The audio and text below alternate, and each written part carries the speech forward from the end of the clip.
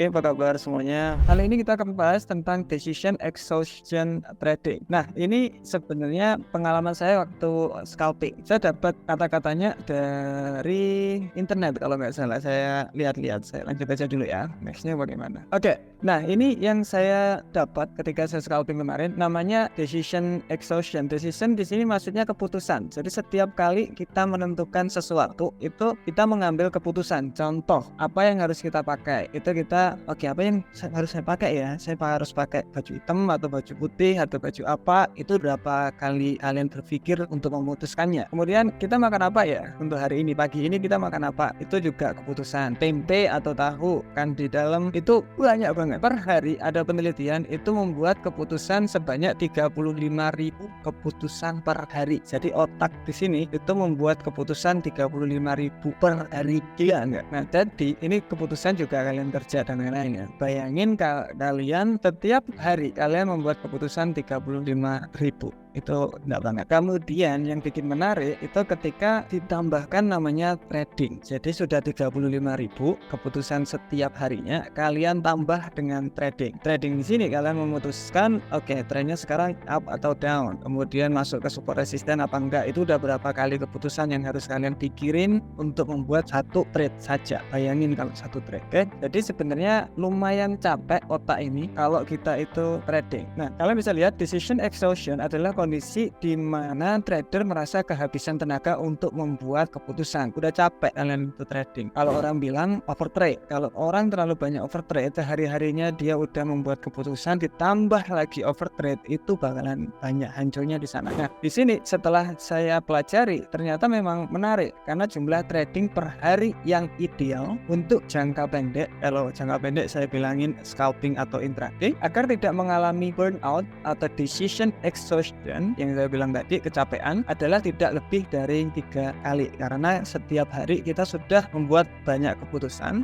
Kalau bisa trading itu jangan banyak-banyak, tidak lebih dari 3 kali supaya keputusannya itu jadi lebih baik. Saya lanjut nanti. Hal ini dikarenakan trading jangka pendek membutuhkan fokus dan pengambilan keputusan yang cepat dan tepat. Jika Anda terlalu sering trading, maka Anda akan lebih mudah mengalami kelelahan mental dan pengambilan keputusan yang tidak tepat. Nah, ini yang terjadi pada saya kemarin. Saya entry, mantap. Kemudian entry yang kelima kalau nggak salah, itu saya kepikiran kenapa saya entry. Nah, itu terjadi karena sudah kelelahan mentalnya. Jadi pengambilan keputusan udah agak glender kalau orang Jawa bilang. Apa ya bahasa Indonesianya ya? Agak capek kita untuk nentuin sesuatu. Jadi jangan terlalu sering tradingnya. Nah, kalau bisa tidak lebih dari 3. Karena lebih dari 3 berarti biasanya pengambilan keputusan yang tidak tepat. Jadi contoh, kita udah entry.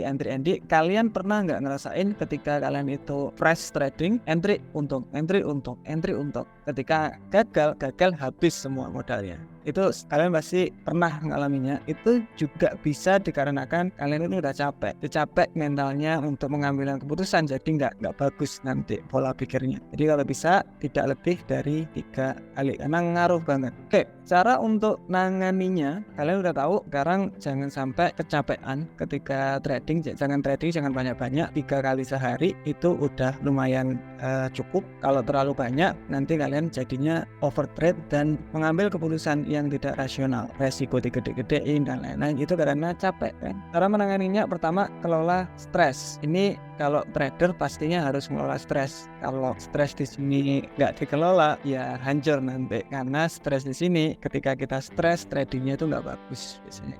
Biasanya saya dengan olahraga, meditasi itu jarang banget, tapi yang saya sering itu olahraga, entah itu lari-lari. Kalau teman-teman pasti banyak yang suka lari, entah itu nge-gym buat capek aja di badan, jadi lebih enak, biar sehat. Atau kalian punya teknik yang lain biar nggak stres. Mungkin kalau yang muslim setelah sholat atau apa itu tenangin diri dulu yang agak lama, biasanya kayak gitu juga bisa. Tenang, setelah tenang baru kita trading. Kemudian yang kedua ada istirahat. Jika memang capek mending istirahat. Trading itu memang kita tidak berkompetisi sama orang lain, tetapi kita itu berkompetisi sama diri kita sendiri. Kalau capek ya istirahat aja. karena apa ya, kalau saya bilangnya kecapean itu sangat ngaruh banget. Kemarin terakhir saya scalping ya itu tadi 1, 2, 3 entryan bagus, yang keempat kok saya mulai berpikiran kenapa saya entry di sini ya, padahal nggak ada yang lainnya, kayak di level nggak ada, trennya juga lagi turun, ini kenapa ya gitu, karena udah capek gitu. Kemudian yang saya bilang tadi, diskusikan dengan mentor atau diskusikan sama kita, bisa di Discord saya selalu ada, monggo live trading juga selalu ada, monggo tanya di sana, misalkan saya margin call kenapa ya, coba trading plan-nya dijabarin, mungkin gara-gara ini, kita siap untuk bantu. It's okay. Dan kalau memang sudah mentok banget, stop trading dulu. Kayak kemarin kalau nggak salah ada di YouTube bilang saya margin call sudah 6 kali Pak, ini mau deposit lagi. Saya bilang stop trading dulu, benerin dulu skillnya, benerin dulu cara tradingnya, baru masukin uangnya. Cari uang itu susah. Jadi kalau bisa benerin dulu cara tradingnya, baru masuk ke trading kembali. Kalau nggak dibenerin cara tradingnya, masuk lagi ya sama aja, habis nanti uang. Hati-hati. Okay? Kemudian ada yang menarik kemarin ketika kita masuk ke web mana itu namanya, Pepperstone, itu di sana ada yang namanya 81.6%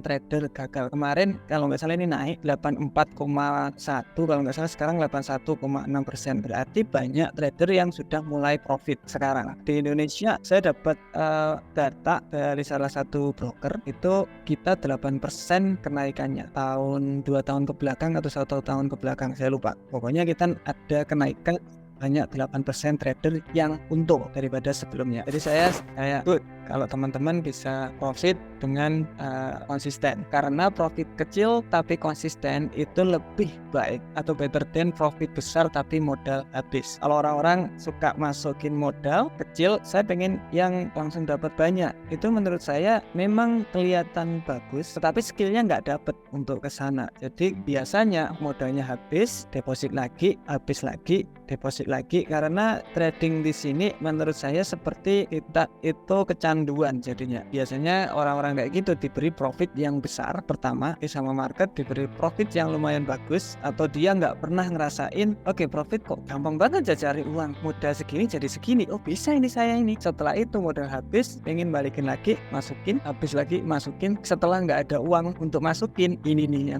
yang bikin berbahaya. Orang jadi mungkin pikiran jadi gelap, pinjem bank atau ya lain-lain lah. Itu yang bikin berbahaya. Jadi saran saya sarankan banget pemikirannya jadi profit kecil tapi konsisten, gak apa-apa daripada profit besar tapi mudah habis. Karena ingat 81,6% trader itu gagal. Susah di sini, jadi pelan-pelan ya. Oke, ini kata-kata terakhir. Saudara-saudara, mari kita ingat bahwa psikologi trading adalah kunci kesuksesan jangka panjang di pasar keuangan. Technical analysis itu bisa dikopi semua orang, Saya berikan technical analysis secara gratis ke kalian. Kalian bikin sebuah trading plan yang bisa dikopi orang, itu gampang. Kasihkan anak SMA, itu dia bisa langsung trading dengan trading plan yang sudah kita tentukan. Tetapi apakah psikologinya itu bisa terjaga? Enggak. Ini psikologi di sini itu tidak langsung kita dapat, tapi biasanya kita dapat dari pengalaman orang lain. Kayak saya ngobrol kayak gini, kan oh iya mungkin kayak gini. Atau juga bisa dapat dari pengalaman pribadi. Karena saya dapatnya dari pengalaman pribadi, berat banget di hati. Jadi saya nggak mau kayak gitu lagi. Kemudian ada manajemen emosi, kesadaran diri dan disiplin adalah komponen-komponen penting dalam perjalanan trading Anda. Ini sering banget saya ngobrol, di mana kata konsisten ini selalu saya ulang-ulang. Profit konsisten, kemudian resiko konsisten. Karena kalau pengen konsisten profitnya, itu harus konsisten dengan caranya juga. Caranya aja gak konsisten, gimana mau konsisten profitnya kan? Oke, semoga informasi ini bermanfaat dan membantu Anda menjadi trader yang lebih baik. Kalau ada apa-apa, monggo ditanyakan sekarang untuk sesi tanya jawab. Silakan. Oke, kalian tinggal klik kayak raise hand gitu, nanti saya Pak Hidayatoa, silakan. Tes. Ya.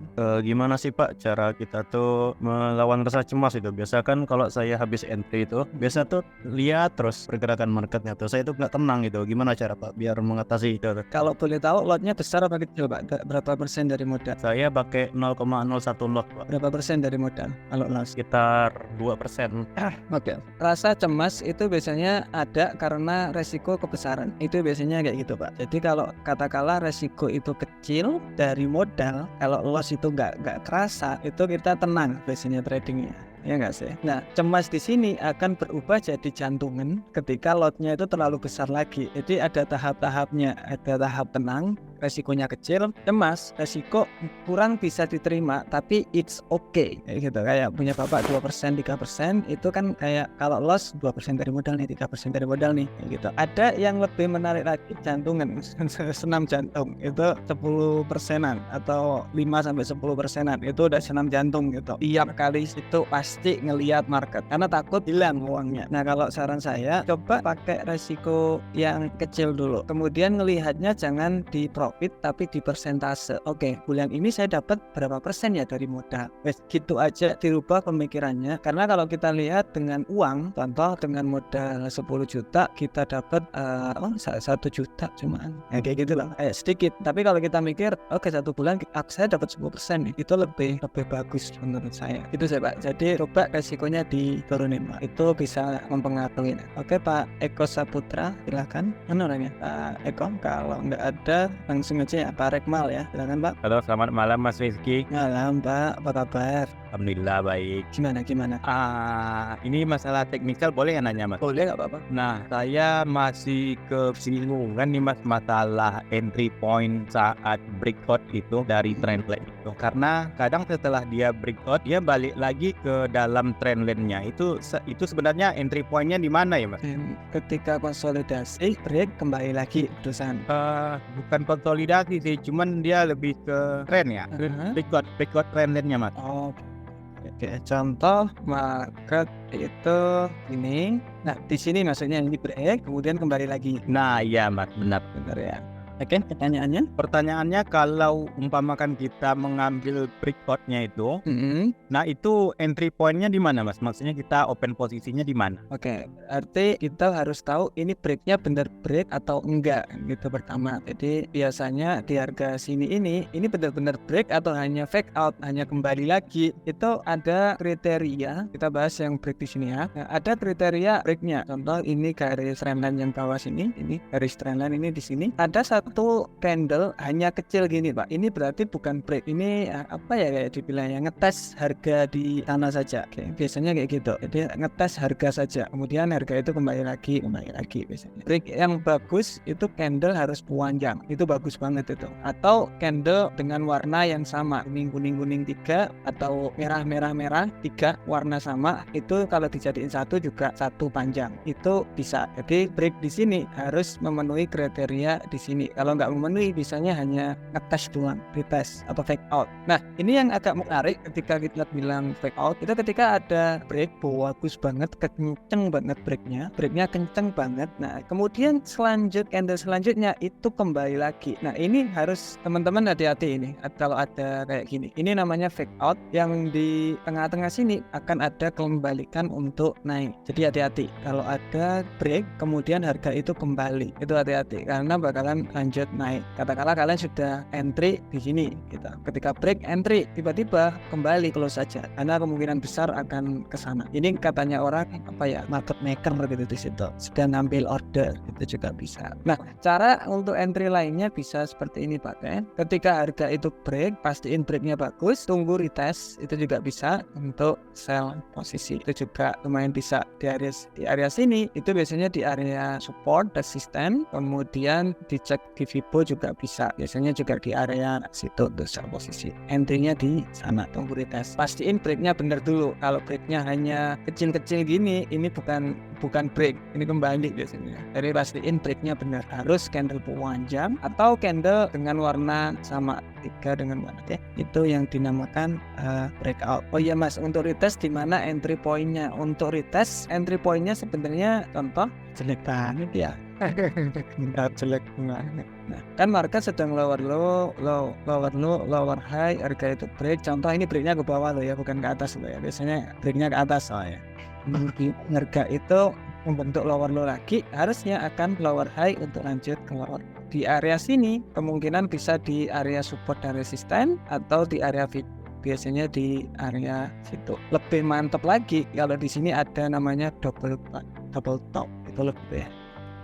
Itu area retestnya. Kalau biasanya kayak ini breaknya ke atas, break dites untuk lanjut ke naiknya. Untuk area entry-nya tetap area support dan resistennya, area Fibonacci juga bisa. Di sini ada double bottom, lebih bagus lagi untuk lanjut. Oke, Pak Bu silakan, Pak Budi Voivudin. Selamat malam Mas. Malam Pak, apa kabar? Saya mau nanya Mas tentang itu apa time frame yang digunakan ya. Kan gini, semakin besar time frame yang digunakan apakah lebih akurat gitu Mas menuju trennya. Misalnya kan saya seringnya gini, saya analisa di time frame D1 kemudian cari konfirmasi di time frame 4. Nah kalau saya pakai itu tingkat profitnya ya lumayan Mas, ibaratnya jarang banget kena stop loss atau loss gitu, jarang banget. Tetapi akhir-akhir ini kan saya coba di time frame lebih kecil. Nah di situ saya malah sering kena stop loss Mas. Apakah, pertanyaan saya tuh gini, apakah time frame jika lebih besar itu lebih bagus gitu Mas untuk menentukan arah trennya? Kalau dibilang lebih bagus kayak institusi dan lain-lain itu tidak menggunakan time frame kecil karena mereka harus trading jangka panjang. Jadi kalau dibilang lebih akurat mungkin hampir sama, tetapi kalau dilihat pergerakan lebih gampang bisa jadi time frame besar itu lebih enak dilihat daripada time frame kecil, karena market structure di time frame kecil juga terkadang gak enak dilihatnya. Biasanya ada yang pakai M1, bahkan saya lihat untuk market structure kok gini ya, nggak enak dilihat kalau saya biasanya lihat. Jadi mungkin jawabannya adalah iya, di time frame besar lebih akurat dan lebih enak dilihat. Akuratnya gara-gara kita enak melihatnya Pak, bukan gara-gara pasti benar, bukan. Karena ketika kita ngelihat chart itu enak, trennya kelihatan, support resistennya kelihatan, itu kita lebih kayak oh ya this is good, ini good setup dan lain-lain. Kalau ketika kita time frame kecil agak cluttered, agak nggak enak ngelihatnya, jadi entry-an juga nggak kurang bagus ya. Itu yang menurut saya. Budi. Oh iya Mas, terima kasih sebelumnya atas bantuannya Mas. Sama-sama Pak Budi. Ini siapa dulu ya tadi ya? Pak Duta dulu ya, coba Pak Duta. Baik, selamat malam Mas Rizky. Malam Pak, apa kabar? Alhamdulillah. Mas Rizky, ini saya yang mau saya pertanyakan, dalam analisa resiko 1:2 itu kan biasa kita menariknya di time frame 4 ya. Terus pada saat kita mainnya di M15 tapi mengikuti resiko 1:2 di H4, kadang-kadang kita selalu kenanya malah di stop loss. Jadi pertanyaan saya, kalau seandainya pada saat berjalan terus itu profit tiba-tiba kita potong, apakah itu bisa kayak gitu Mas Rizky untuk menerapkan sistem money manajemennya? Sebentar Pak, Bapak lihatnya di H4 atau di time frame kecil? Kok saya jadi agak, saya perjelas dulu. Kalau untuk pemasangan resiko 1:2-nya di H4, tapi pada saat entry-nya saya kadang pasangnya di M15. Berarti entry-nya Bapak di M15 untuk menentukan tren dan lain-lain di A4 gitu maksudnya? Iya benar. Oh, oke. Sebenarnya tidak masalah sih Pak. Udah di backtest apa belum? Kalau boleh tahu, belum ya? Belum. Ya, untuk trading itu sebenarnya tetap ke probabilitas Pak. Kayak saya bulan kemarin banyak untungnya, kayak sering hanya beberapa loss paling 1-2an. Kemudian bulan kemarin itu loss streak sampai 3 kali. Nah itu di sini apakah saya mau ganti strategi? Jawabannya adalah enggak, tetap probabilitas. Walaupun katakanlah untung saya itu 50 kali, gagal saya 50 kali, itu tetap untung nanti belakangnya, karena kita pakai resiko 1/2. Itu dulu saya mau percaya dulu. Nah contoh kita lihatnya di H4. Oke, di H4 ini kemungkinan trennya turun nih, karena turun ya, berarti akan ada penurunan. Kemudian Bapak lihat di M30, gerakannya enggak gitu. Kita lihat lower low, lower high, lower low, equal high, lower low tetap, berarti ini lower high untuk lanjut ke lower low. Mungkin nanti bisa entry sell di area sini mengikuti H4 yang besar tadi. Oke. Nah itu untuk cara entry di time frame kecil biasanya saya, dan itu yang biasanya saya lakuin di time frame kecil. Saya ngikuti H4 nya seperti apa, M30 nya itu saya cari-cari entry ngikuti H4 nya. Jadi gitu.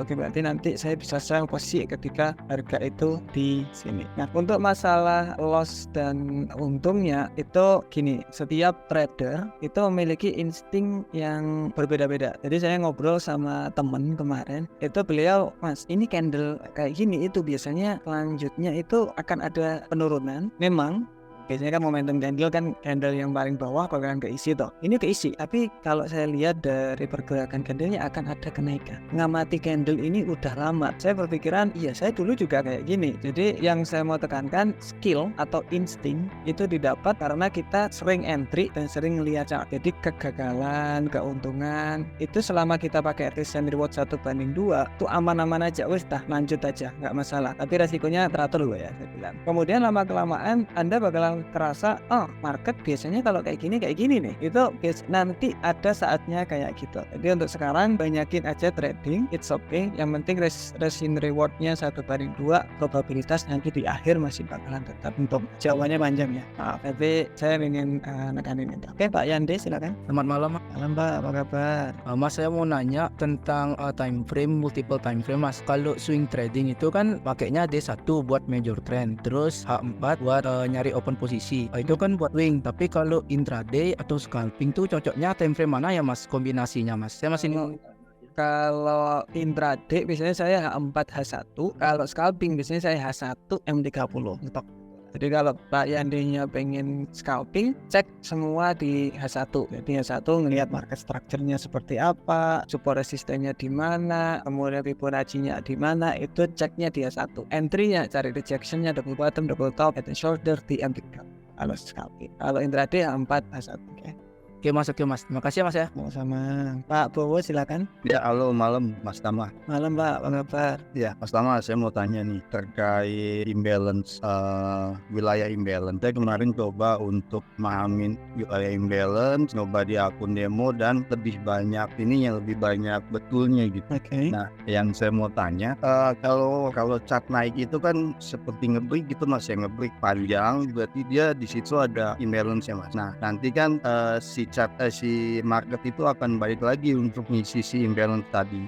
Nah, yang saya mau tanyain, kapan market itu akan kembali ke imbalance yang misalnya ngebreak tadi Mas? Oke. Ke waktu, maksudnya kapan sih sebenarnya bakalan keisi gitu kan? Iya betul Mas. Oke, terima kasih. sama Pak Bowo, makasih. Pertanyaannya menarik sebenarnya, untuk kapan bakalan keisi. Ini pertanyaan sama seperti gap. Ini sama seperti gap, imbalance dan lain-lain, itu kan bukan teknik ya, sebetulnya dasar dari trading, cuma namanya aja yang berbeda. Tapi sebenarnya intinya sama untuk support resistance, supply demand, imbalance dan lain-lain itu sebenarnya sama. Kalau Bapak tarik ke belakang juga itu support resisten, biasanya ditarik aja ke belakang. Nah, untuk masalah kapan keisinya itu konsepnya sebenarnya sama seperti gap ini.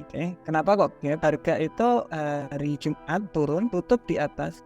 Nah, harga itu turun tutup di atas, kemudian hari Senin tiba-tiba loncat langsung ke bawah, langsung di bawah sini, ke bawah, meninggalkan area gap. Nah, kalau imbalance kan harga turun drastis, kemungkinan akan ke sana menimbulkan harga ketidakseimbangan imbalance hampir sama. Nah, saya lihat di gap. Kapan gap ini bakalan keisi? Keisinya itu sampai ke area sini. Kapan akan terisi? Jawabannya adalah tidak pasti. Jadi nggak ada yang pasti, Pak. Serius. Nggak ada yang pasti. Jadi yang kita bisa lakuin ya hanya memanage resiko. Tapi apakah keisi? Kemungkinan besar bakalan keisi. Tapi nggak tahu Kak. Kalau ditarik terus kurang panjang. Nah ini ada keisi. Keisi. Entah kapan keisinya. Sama kayak momentum candle. Ada candle panjang, berarti area sini bakalan keisi. Keisinya kapan? Ya kita nggak tahu. Tapi kemungkinan harga itu ke sana. Kenapa sih sebenarnya kita target di sini? Menurut saya itu penting. Jadi contoh, oke, market di USD bakalan ke sini nih. Itu penting buat saya karena saya bisa entry mungkin di bawah, mungkin di sini, atau mungkin saya bisa layering. Itu juga bisa. Itu jadi menurut saya bagus buat take profit ketika kita tahu area mana yang bakalan ke sentuh. Itu menarik. Jadi jawabannya nggak ada yang tahu Pak, tetapi pasti bakalan ke isi. Oke, Loki silakan. Iya Pak, halo, apa kabar? Selamat malam Mas Tama. Malam Pak. Jadi gini, gua mau tanya tentang supply and demand. Kan sudah dianalisis gitu kan, dapat supply demand kan banyak banget itu biasanya. Nah, kira-kira supply yang demand yang bakal di respect oleh market itu yang kayak gimana? Nah, begitu aja dah. Oke, siap. Oke, terima kasih pertanyaannya. Nah, sebenarnya orang terkadang itu salah konsep untuk technical analysis. Sebenarnya orang terlalu fokus sama supply demand, orang terlalu fokus sama imbalance, orang terlalu fokus sama Fibonacci musang lagi, terlalu fokus sama indikator dan lain-lain. Kelihatannya orang salah fokus ketika technical analysis. Saran saya untuk teman-teman yang ada 76 orang sekarang, kalau pengen technical analysis itu hanya ada 2 kuncinya, itu ada 2 kunci.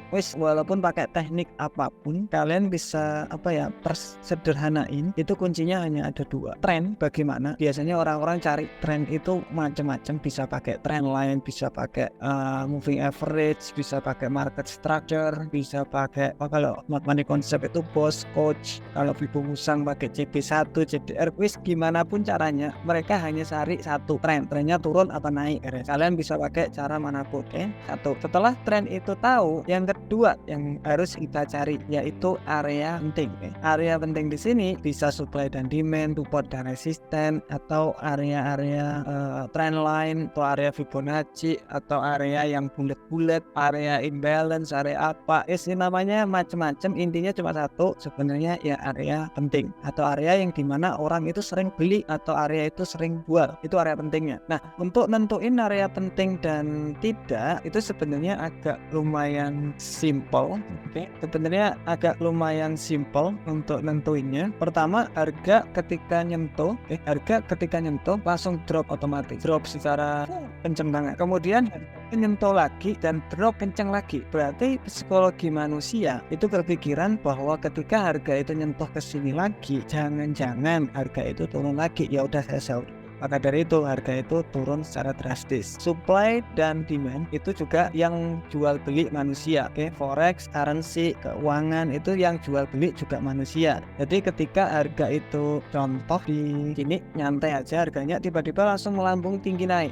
Berarti harga sini bisa jadi nanti orang-orang itu berpikiran kalau harga kembali ke sini jangan-jangan kayak kemarin nih, jadi naik secara drastis. Ini adalah area supply dan demand yang kuat karena orang-orang takut di sana. Maka dari itu ini emas sering banget kayak gitu. Saya contohin di daily, mungkin saya lupa di harga berapa, 18.800. Ya gitu. Di harga 1.800 itu tadi yang saya utarakan itu konsepnya loh ya.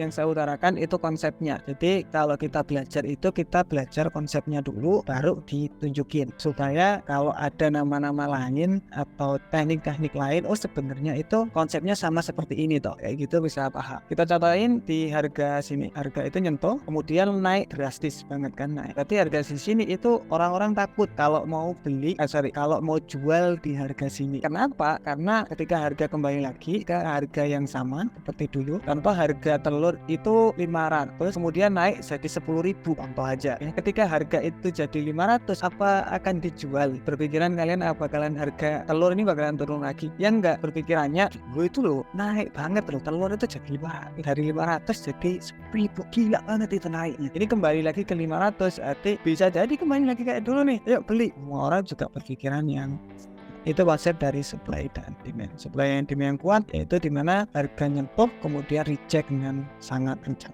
Panjang sekali penjelasan saya, tapi semoga paham ya. Oke, terakhir ya Pak Gumalto, silakan. Selamat malam Mas Tama. Halo Pak, apa kabar?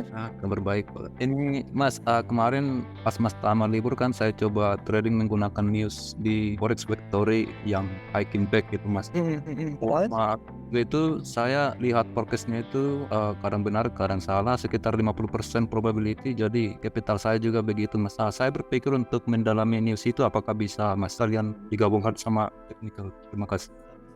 Oke, saya sudah lama nggak trading saat news karena sering banget kayak kemarin FOMC nyentuh area stop loss kemudian turun. Itu saya malas banget kayak gitu. Spread juga melebar banget. Yang saya nggak suka itu melebar karena biasanya resikonya 1% bisa jadi sampai 2% gara-gara spreadnya melebar, terkena stop loss terusan. Nah, kalau saran saya mau mendalami di news trading itu bisa tunggu konsolidasi kemudian pasang jebakan naik turun itu bisa, tapi pastiin brokernya itu tidak slippage-nya besar banget, spreadnya tidak melebar Itu yang pertama. Kemudian yang kedua, kalau bisa tetap risk and rewardnya 1:2. Itu kalau bisa kayak gitu. Karena risk and reward ini sebenarnya kalau bahasa Inggrisnya itu holy grail di trading. Kalau pakai ini konsisten itu bisa bagus gitu maksudnya. Jangka panjangnya itu untung. Kebanyakan orang nggak bisa konsisten untuk risk and rewardnya. Tapi sebenarnya kalau kita risk and reward terus menerus itu untung. Katakanlah dari 100 kali trading 50 kali untung, 50 kali gagal gitu aja masih untungnya banyak. Oke? Jadi tetap harus pakai risk and reward, resiko teratur. Karena kalau news biasanya orang-orang itu yang saya nggak suka, ayo ini uang 20 juta siap untuk full margin NFP biasanya kayak gitu. Hati-hati, jangan. Mending resiko tetap diatur, broker yang spreadnya nggak melebar terlalu gede. FBS kalau setahu saya spreadnya itu melebar lumayan gede, jadi saya bakalan hindari saat news.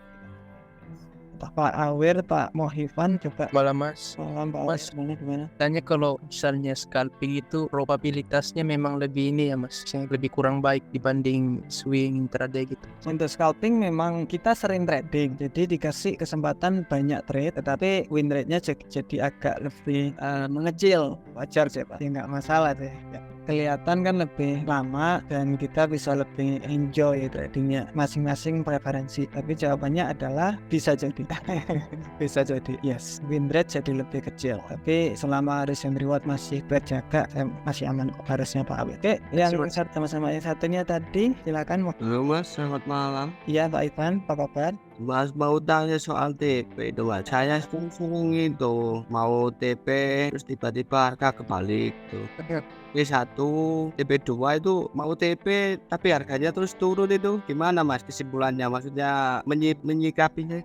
Oke, untuk TP itu sebenarnya ada beberapa cara untuk ngatur take profit. Yang pertama menggunakan Fibonacci. Contoh dari contoh kita ada sell posisi di sini ya. Buy posisi, sorry. Market kan sedang naik nih. Berarti akan lanjut kenaikan. Oke. Ada Fibonacci banyak banget ini. Nah, di sini harga nyentuh ke arah Fibonacci. TP-nya katakanlah buy posisi. Itu stop loss kan di sini. TP-nya bisa menggunakan 27%. Di sini minus 27% itu bisa dijadiin TP. TP satunya itu bisa di 1:2. Jadi kalau stop loss-nya 10 pip ya TP-nya 20 pip gitu, 2 kali lipat. Itu untuk penggunaan TP bisa kayak gitu kalau yang manual, oke? Atau bisa dengan cara high yang paling terakhir, karena takutnya market itu kayak gini, nanti double top kemudian turun. Orang-orang biasanya pakai TP di sini gara-gara alasan itu. Kemudian ada cara yang lebih menarik, katanya di area strong resistance. Itu juga bisa, karena market ini yang saya bilang tadi, yang supply dan demand, ketika harga kering banget kesentuh, ketika nyentuh lagi itu kemungkinan akan reject. Jadi kalau misalkan ada sell di sini, TP-nya di sini, karena ini nanti reject, nanti bisa sell lagi mungkin serah. Itu juga bisa. Itu alasan orang-orang taruh TP di support, saya kasih alasannya. Kemudian ya sama-sama Pak, ada cara yang agak menarik di mana kita bisa namanya pakai trailing stop. Ini bisanya pakai di PC atau bisa pakai manual kalau saya biasanya. Maksudnya gimana? Contoh kita udah buy posisi di sini, harga itu naik. Nah, stop loss kan di sini. Ini saya ganti stop lossnya di atas sini. Kemudian harga naik, turun lagi. Kemudian saya ganti stop lossnya di sini. TP-nya di mana? TP-nya open. TP-nya wis nggak pakai TP. Kita pakai stop loss. Jadi ketika naik kayak gitu, kemudian ini naik lagi, kita stop loss gini. Ketika harga terkena stop loss ya wis itu wis terkena TP-nya. Ini namanya trailing stop, ada di MetaTrader PC. Jadi bisa di set otomatis, ya wis pokoknya ngikuti wis, harga naik stop loss naik terus. Lalu ketika contoh udah selesai. Itu menarik, trailing stop. Kalau di HP berarti ya kalian geser manual. Oke, sudah ya untuk pertanyaannya. Terima kasih yang sudah datang dan nyempetin waktu untuk webinar. Semoga bermanfaat webinarnya dan juga materi bisa terserap oleh Anda. Jangan lupa kalau ada apa-apa langsung kontak saya, kontak Gunawan juga boleh. Oke, nice. Oke, 24 jam live enggak lah. Ini sebenarnya saya buat karena ada yang pagi nggak dapat, ada yang katanya saya kerjanya itu pagi malam, pagi siang, ya udah pagi kita kasih. biar maksudnya itu saya pengen apa yang gratis itu lebih baik 100 kali lipat daripada yang bayar. Itu pengen banget saya. Jadi yang gratis itu lebih jauh lebih bagus daripada yang berbayar. Itu kelihatannya keren ya. Saya bikin kayak gitu 24 jam enggak. Oke, lebih dari berbayar, makanya saya bilang gitu. ya segitulah pokoknya. Semoga aja jadi lebih baik dan ilmu-ilmu bisa terserap dan tujuan saya ke trader-trader Indonesia jadi lebih baik. Ketika saya dengar trader Indonesia naik 8% naiknya profitnya, itu saya seneng banget. Ternyata ilmu dan lain-lain itu terserap dengan baik. Oke, thank you semuanya, see you.